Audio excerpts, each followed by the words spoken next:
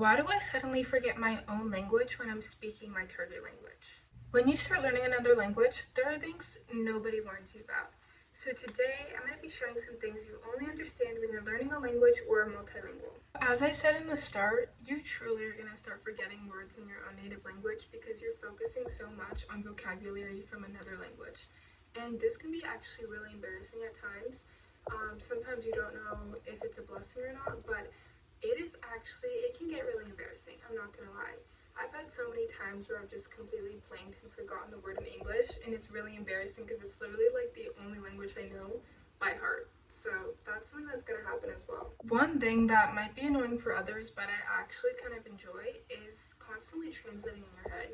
Like, your head will literally become a Google Translate. I literally, like, every time I see a text in Portuguese, I'm always trying to think of, like, what would this be in English or the other way around.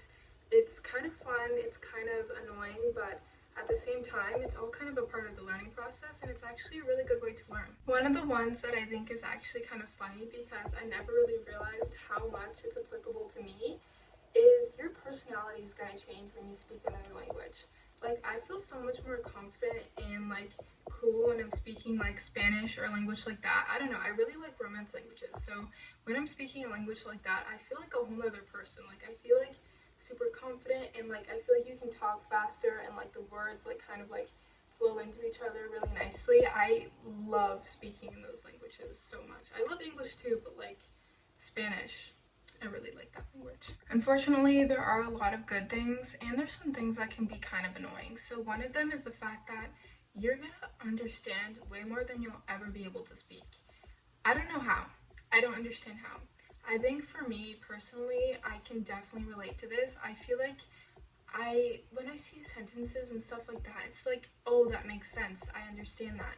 But when I'm trying to put it into my head and like speak it, like nothing comes together. It's like a never-ending puzzle, and it can be extremely irritating. Like, you know the words, you know what you want to say, but you don't know how to construct it and put it together like you would when you would just see it already written out for you. One of the ones that I feel like it feels kind of weird at first, and you kind of have to get like adjusted to it, is the fact that you never really realize how weird your language might be. Like, I'm trying to think of an example right now, but I can't. But if you know some good examples of how weird English is, please put it in the comments. I feel like there are so many weird aspects of English that when you are learning another language, that you'd be like, oh, like that doesn't really sound normal. That sounds kind of weird. Or maybe it's the opposite. Maybe something in that language sounds weird. I feel like this is very applicable to German. I noticed that there's like a lot of, like, the way they make their words is just very interesting to me, but also very logical. But there's a lot of things that you'll find like that, and I think it's extremely interesting to see how different people and different cultures, you know, have made words and chose to name things. I think that's a very interesting topic.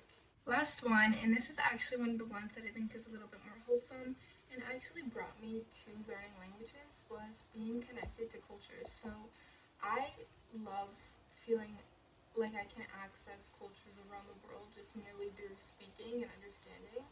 It's literally one of my most favorite things. Like, every country that I feel like I want to like live in or like visit, I want to learn the language, and that's actually really annoying because I low-key want to visit the world. So I want to live in the world, I want to visit the world, I want to speak the languages of the world, and so I can't speak every language, but I'm trying to speak as many as I can, and I just love feeling like connected and feeling like I can understand cultures more. I feel like it just makes you such a global-minded person, and I feel like that's such an important and valuable trait to have in life and just in general, because it gives you so much better of an understanding of people, and I think it just makes you much more of a better person if you have that understanding of people and their way of life and how their traditions and cultures clashed with yours. It's like, it's a very interesting thing to see, and I think if you want to feel more connected to a culture, maybe your own culture, it's really important to learn the language, because that's one of the things that's going to make you have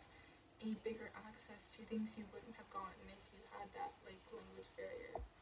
But if you enjoyed this video, please give it a like and subscribe. Thank you guys for watching, and I'll see you next time.